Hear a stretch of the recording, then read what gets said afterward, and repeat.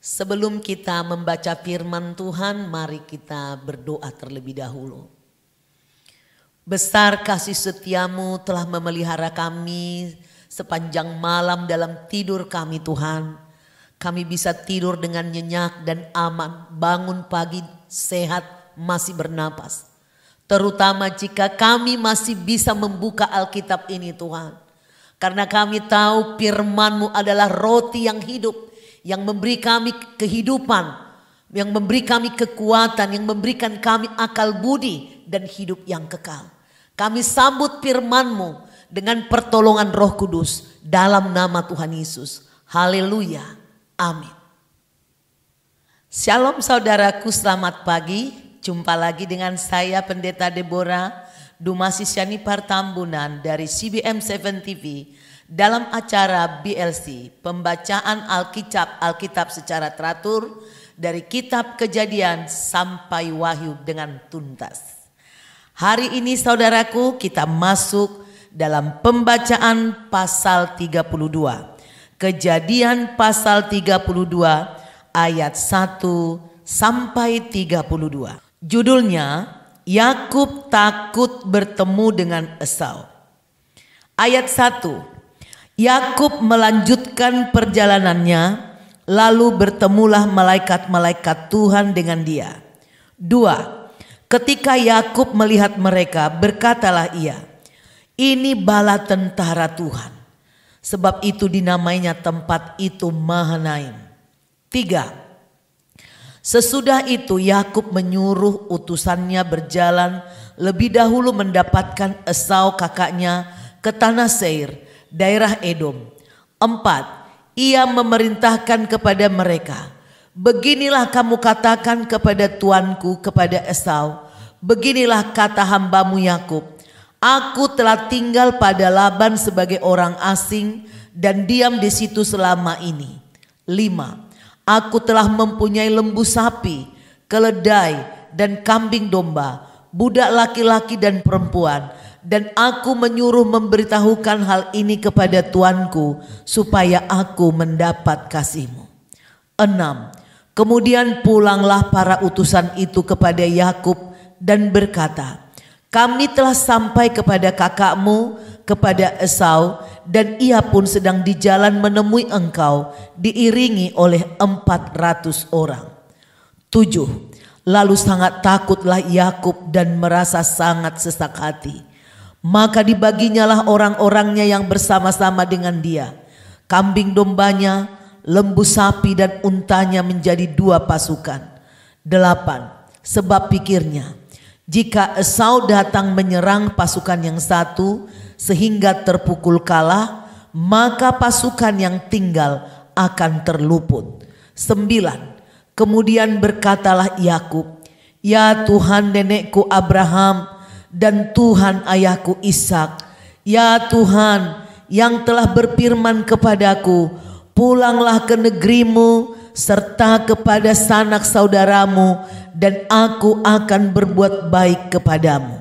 10. Sekali-kali aku tidak layak untuk menerima segala kasih dan kesetiaan yang engkau tunjukkan kepada hambamu ini, sebab aku membawa hanya tongkatku ini waktu aku menyeberangi sungai Yordan ini, tetapi sekarang telah menjadi 2 pasukan.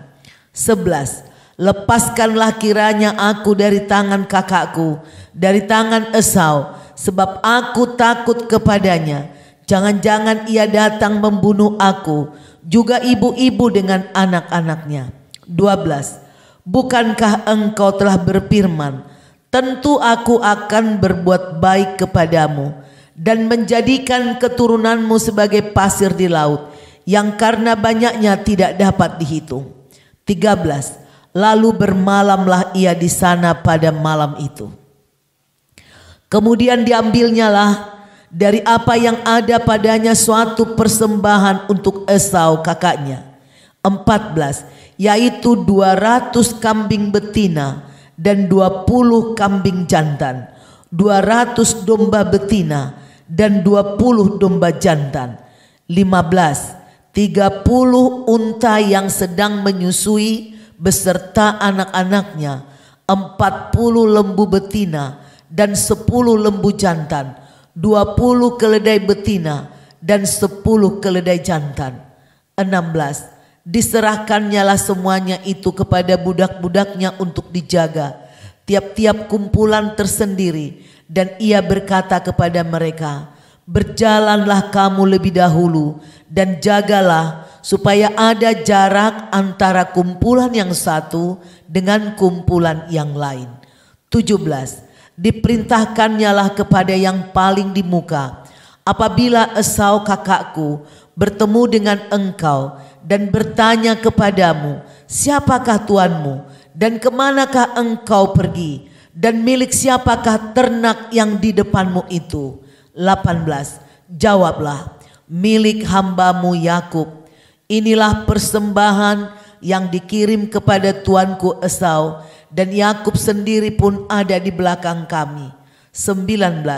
Begitulah diperintahkannya baik kepada yang kedua maupun kepada yang ketiga, dan kepada sekalian orang yang berjalan menggiring kumpulan hewan itu. Katanya, seperti perkataanku tadilah kamu katakan kepada Esau apabila kamu berjumpa dengan dia.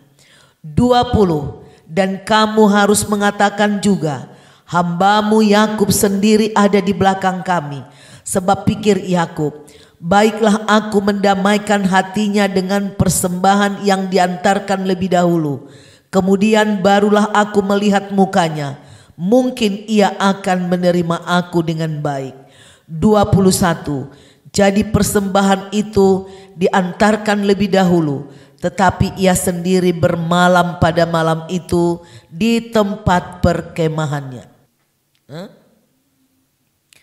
Perikop yang nomor 2. Pergumulan Yakub dengan Tuhan. Kejadian pasal 32 ayat 22. Pada malam itu Yakub bangun dan ia membawa kedua istrinya, kedua budaknya perempuan dan ke-11 anaknya, dan menyeberang di tempat penyeberangan sungai Yabok. 23. Sesudah ia menyeberangkan mereka, ia menyeberangkan juga segala miliknya. 24. Lalu tinggallah Yakub seorang diri, dan seorang laki-laki bergulat dengan dia sampai fajar menyingsing. 25.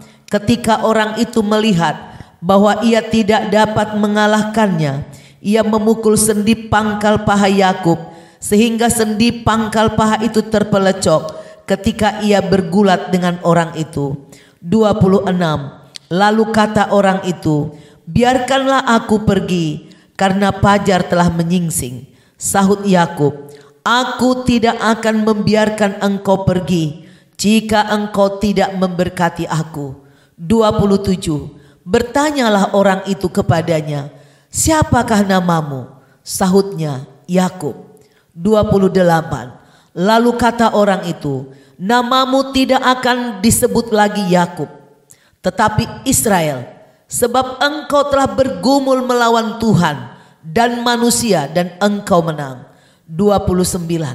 Bertanyalah Yakub, katakanlah juga namamu. Tetapi sahutnya, mengapa engkau menanyakan namaku? Lalu diberkatinyalah Yakub di situ. 30. Yakub menamai tempat itu Peniel, sebab katanya, aku telah melihat Tuhan berhadapan muka, tetapi nyawaku tertolong. 31.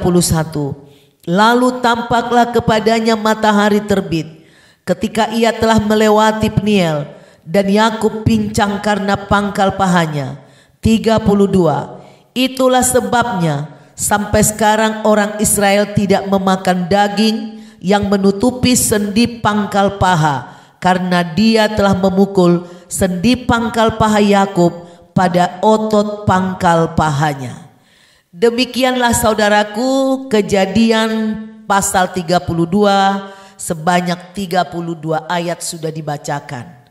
Saudaraku, kita melihat luar biasa, beberapa kali Yakub ini diberikan Tuhan kesempatan ya melihat sejumlah malaikat, bukan 1-2 malaikat, sampai dia mengatakan, wah ini bala tentara. Berarti kalau sampai disebut bala tentara, minimal itu ratusan saudaraku. Ya, minimal ratusan. Kalau cuma 10 mungkin gak dibilang bala tentara. Jadi lalu ketika dia melihat malaikat itu yang banyak, dia menyebut tempat itu Mahanaim.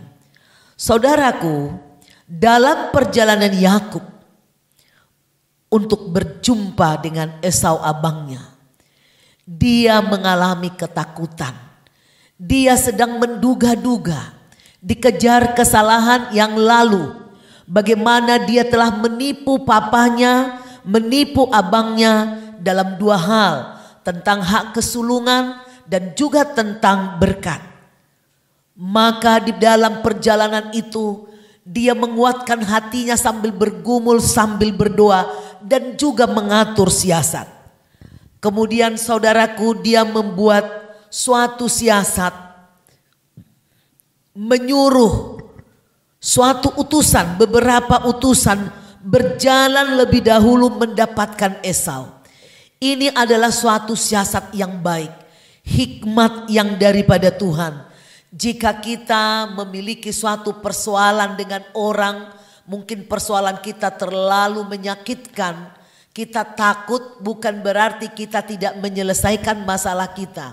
Tapi kita bisa utus orang lain kira-kira untuk menduga-duga situasi seperti apa. Sehingga kita bisa mempersiapkan diri lebih baik supaya tidak ada kesalahan yang fatal ketika kita berjumpa. Jadi dalam hal ini hikmat Tuhan turun kepada Yakub untuk melembutkan hati daripada abangnya Esau. Saudaraku, kalau di orang Batak saudaraku ada istilah boru ya. Biasanya anak-anak perempuan yang sudah menikah bersama suaminya yang dikelompokkan di dalam boru, di dalam anak perempuan, itu biasanya diutus oleh keluarga yang sedang tidak akur untuk memperdamaikan. Biasanya seperti itu saudaraku. Jadi Yakub ini juga mengutus beberapa mungkin budak-budak, mungkin juga orang yang dia bisa sudah latih dan percayai. Dan saudaraku, kemudian di ayat 6 pulanglah para utusan itu kepada Yakub dan memberi laporan. Ya, dikatakan Esau pun sudah sedang menuju kita, sudah datang ke arah sini. Dia membawa 400 pasukan. Gila kan? Bagaimana gak ketar-ketir, gak sesak napas Yakub. Dia berpikir dia untuk diterima damai. Sekarang dia sudah permisi, sudah pulang jauh dari Aram Mesopotamia. Sudah mau dekat tanah Kanaan. Ya, itu karena dia udah dekat Sungai Yabok, itu sekarang Jordania, perbatasan antara Jordania dengan Israel saudaraku. Itu sudah di perbatasan. Esau datang. Tapi dia masalahnya membawa pasukan 400. Kalau untuk berdamai gak mungkin bawa pasukan 400. Kayaknya Esau siap mau berperang untuk membalas sakit hatinya atau lihat-lihat situasi. Dan akhirnya saudaraku, Yakub berkata kepada Tuhan, berdoa. Ya Tuhan nenekku Abraham, Tuhan ayahku Ishak, Engkau yang telah menyuruh aku pulang. Supaya aku pulang kembali ke tanah Kanaan. Aku memang tidak layak. Dia menyadari, ya, bukan karena dia punya hak kelayakan. Dia menyadari bahwa dia sudah salah kepada abangnya. Tetapi dia mengatakan, tunjukkanlah kepada hambamu ini kasih setiamu. Sebab aku hanya membawa tongkat waktu pergi menyeberangi sungai Yordan, pergi. Ya, tetapi sekarang aku sudah membawa 2 pasukan. Lepaskanlah aku kiranya dari tangan kakakku, dari tangan Esau. Sebab aku takut kepadanya. Jangan-jangan ia datang membunuh aku. Juga membunuh ibu-ibu, istri-istriku dan anak-anakku. Ini doa. Engkau kan sudah berjanji Tuhan. akan menjadikan aku memiliki keturunan seperti pasir di laut yang tidak dapat dihitung. Dia berdoa lalu dia bermalam di situ saudaraku. Kemudian saudaraku diambilnya, dia sisihkan suatu persembahan. Ada ayat di Lukas 16 ayat 9 saya bacakan buat saudara ya. Ini hikmat daripada Yakub, ini adalah hikmat daripada Tuhan. Ya, seringkali saudaraku pemberian-pemberian meluluhkan hati orang yang keras, meluluhkan hati orang yang sedang marah kalau kita kasih hadiah. Jadi Lukas 16 di dalam rumah tangga juga seringkali saudara kita dengar kesaksian ibu-ibu yang tadinya udah marah sekali, mangkel sekali kepada suaminya, tapi pulang-pulang suaminya bawa hadiah, kasih segepok uang atau duit atau barang yang berharga yang disukai istri atau tas atau jam. Tiba-tiba luluh hati istrinya, hilang semuanya. Jadi kadangkala saudaraku di dalam berbuat kasih pun kita tidak bisa hanya omong-omong ya. Perkataan harus disertai dengan tindakan. Ya.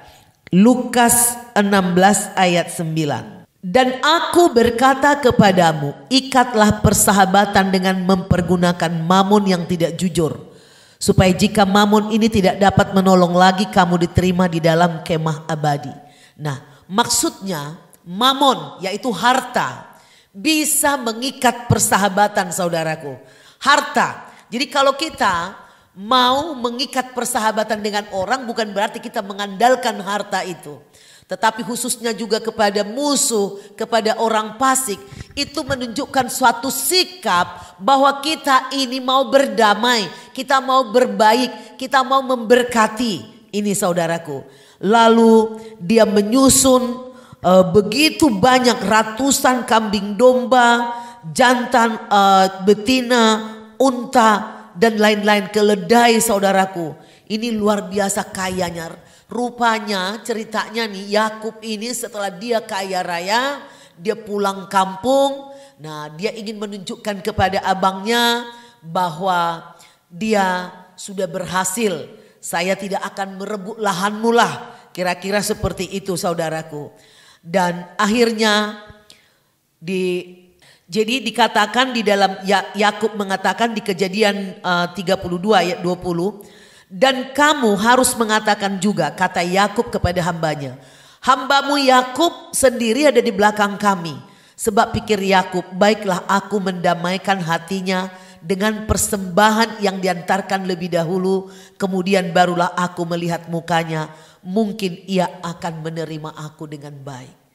Itulah saudaraku. Jadi kalau kita mau berdamai dengan orang, seringkali kan juga ada mentraktir makanan, menjalin persahabatan. Makanya dibilang di meja makan itu banyak persoalan bisa diselesaikan. Itu benar saudaraku. Yakub pun melakukan hal yang sama. Jadi persembahan itu diantar lebih dahulu, kemudian dia bermalam. Nah, saat dia bermalam itu saudaraku di perikop kedua, ya, pada waktu malam mungkin Yakub sedang bergumul hebat, dia tidak bisa tidur. Kemudian ia menyeberangkan istrinya dari sungai Yabok dan dia sendiri kembali tinggal di seberang sungai Yabok itu saudaraku. Tinggallah Yakub seorang diri, tiba-tiba ada seorang laki-laki, ya malaikat ya, bergumul dengan dia sampai fajar menyingsing. Saya yakin karena dia udah lihat siangnya malaikat itu. Dia tahu itu malaikat. Makanya dia bergumul meminta. Menurutku dia bergumul itu bukan tinju-tinjuan. Tetapi memohon kepada malaikat itu agar dia diberkati. Karena dia penuh ketakutan.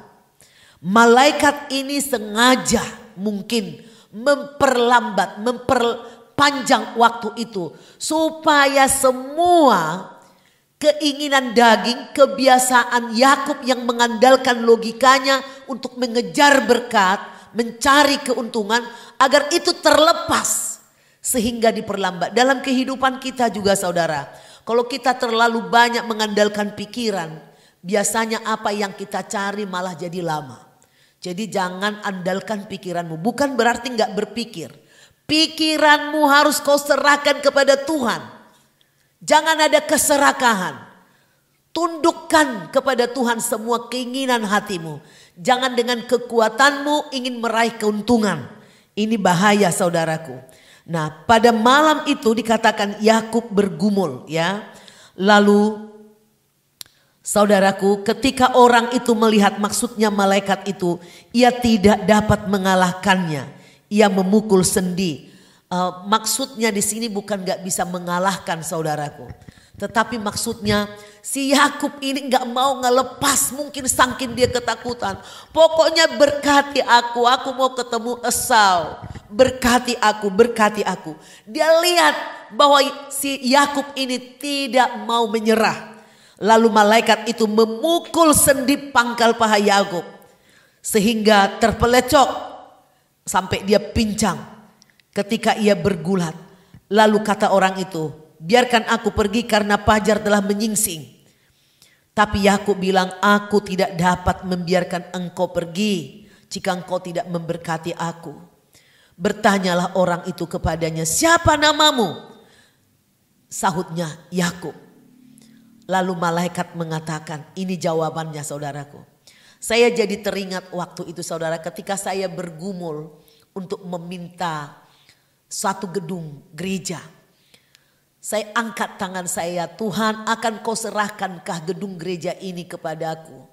Saya bilang ke tempat yang kami sewa. Tuhan tidak bilang, iya saya serahkan. Tapi dia kasih, siapa yang tangannya suci hatinya bersih dia tidak akan terusir. Jadi itu memotivasi saya untuk menjaga tangan saya suci. Hati saya bersih. Tangan saya bersih, hati saya suci. Itu memotivasi. Nah ini ada kuasa ilahi yang memotivasi seseorang. Jika Tuhan berfirman, ada suatu gelombang kuasa yang dahsyat di hati manusia jika dia berbicara dengan manusia. Nah ini Yakub mengalami, dikatakan ya Tuhan berbicara, namamu sekarang bukan Yakub karena Yakub itu penipu ya. Tetapi mulai sekarang namamu adalah Israel karena engkau bergumul melawan Tuhan dan manusia dan engkau menang. Jadi memang dia seorang yang kuat, tekun ya. Dia tidak menyerah, pantang menyerah. Yakub pantang menyerah. Ini perlu kita miliki iman yang teguh saudaraku, ini iman yang teguh. Israel berarti dia memiliki iman yang teguh. Bertanyalah Yakub, katakanlah juga namamu. Tapi malaikat ini tidak mau jawab. Dia malaikat Tuhan saudaraku. Mengapa kau nanyakan namaku, cuman begitu. Lalu diberkatinya lah Yakub di situ saudaraku. Kenapa enggak dikasih nama? Mungkin banyak sekali orang supaya jangan sampai hanya nama itu yang diingat-ingat seakan-akan itu menjadi jampi-jampi. Tapi Tuhan lebih menghendaki kita selain mengagungkan namanya. Karakter kita harus sama seperti karakter Kristus. Itu saudaraku. Lalu di ayat 29 dikatakan, diberkatinya lah Yakub di situ dan Yakub menamai tempat itu Peniel. Nah, jadi kalau saudara ada kesempatan ke Israel, saudara mau ke Yordania dari Israel, itu akan kita lewati Sungai Yabok, dahulu namanya Peniel. Ya, di situ sekarang ada tempat juga jadi menjadi tempat untuk bertamasya juga saudaraku ya. Nah tetapi nyawaku tertolong katanya. Aku telah melihat Tuhan berhadapan muka tapi nyawaku tertolong. Lalu tampaklah kepadanya matahari terbit ketika ia telah melewati Peniel. Dan Yakub pincang karena pangkal pahanya. Itulah sebabnya sampai sekarang orang Israel tidak memakan daging yang menutupi sendi pangkal paha. Saudaraku, kalau saudara memiliki persoalan, masalah, tantangan dalam hidupmu, pergumulan apapun. Saudara awalnya bersemangat berdoa, banyak orang seperti itu. Ketika dia merasa belum dijawab, akhirnya Tuhan tidak jawab. Lalu semangatnya hilang. Nah, saudara, mari kita tiru semangat iman, ketekunan sampai dia mendapatkan, ya. Jadi ini seorang yang kuat imannya, seorang yang tidak mau menyerah, pantang menyerah, pekerja keras. Ini adalah sesuatu teladan yang baik untuk kita contoh dari Yakub ini. Kecuali soal tipu menipu, saudaraku. Dan dia merendahkan hati, mengakui aku tidak layak. Dulu dia tidak katakan seperti dia belum terpikir. Tapi sekarang dia mengatakan, ketika kita mengatakan aku tidak layak, kita merendahkan. Ketika kita rendah hati, justru Tuhan membuka tingkap berkatnya, memberkati kita. Jadi kita diberkati Tuhan bukan karena kita layak, saudaraku. Ya, adalah keinginan Tuhan, adalah kerinduan daripada Tuhan memberkati semua anak-anaknya. Demikian saudaraku, jangan bimbang, jangan ragu. Janji Tuhan dalam hidupmu pasti digenapi. Mari kita bersatu dalam doa. Terima kasih ya Bapa di surga, Engkau sudah memberikan kami firman pagi ini yang menguatkan dan menghibur kami. Kami tahu sepanjang hari ini mungkin banyak pergumulan yang akan kami hadapi di dalam pekerjaan kami, dalam usaha kami, dalam rumah tangga kami, apapun kesibukan kami. Tapi kami tahu Engkau mengutus malaikat-malaikatmu juga menjagai kami, menolong kami. Berkati kami di pagi ini supaya kemanapun kami pergi tidak ada mara bahaya. Musuh-musuh kami diperdamaikan dengan kami Tuhan. Tidak ada orang yang berbuat jahat kepada kami. Supaya ketika kami berjumpa dengan orang lain, Roh Kudus-Mu bekerja mendahului kami. Menyiapkan damai sejahtera di hati kami, di hati semua orang yang kami jumpai hari ini. Berkati kami. Jauhkan kebencian, dendam dari orang lain kepada kami, dari hati kami kepada orang lain. Perdamaikan kami dengan orang yang sudah kami sakiti maupun yang menyakiti kami Tuhan. Terima kasih Bapa, Engkau memberi kami hikmat sehingga kami juga Tuhan bisa murah hati, membangun. Kami tidak kikir, kami tidak pelit. Kami juga bisa Tuhan membangun persahabatan dengan banyak orang yang takut akan Tuhan. Terima kasih Bapa, dalam pekerjaan kami hari ini kami berjalan bersama dengan Engkau. Berkati kami, sinari kami dengan wajah-Mu. Mujizat-Mu terjadi dalam perjalanan kami sepanjang hari ini dalam pekerjaan kami. Haleluya, dalam nama Tuhan Yesus. Amin. Saudaraku, jika engkau terberkati dengan firman ini, kembali saya ingatkan. Buka kembali di YouTube. Saudara bisa tonton sambil saudara jalan, saudara pakai earphone, apalah saudara lakukan. Buka YouTube, klik CBM7 TV atau CBM7 TV. Ya, saudara bisa tambahkan CBM7 TV kejadian 1 dan 2 dan 3 dan lain, itu akan muncul langsung. Saudara like, jangan lupa like, komen, dan juga subscribe bagi yang belum. Kirimkan ke banyak orang. Mari kita saatnya saudaraku ambil bagian dalam amanat agung. Beritakan Injil. Karena tuaian sangat banyak tapi penuai sedikit. Sampai jumpa besok pagi. God bless you.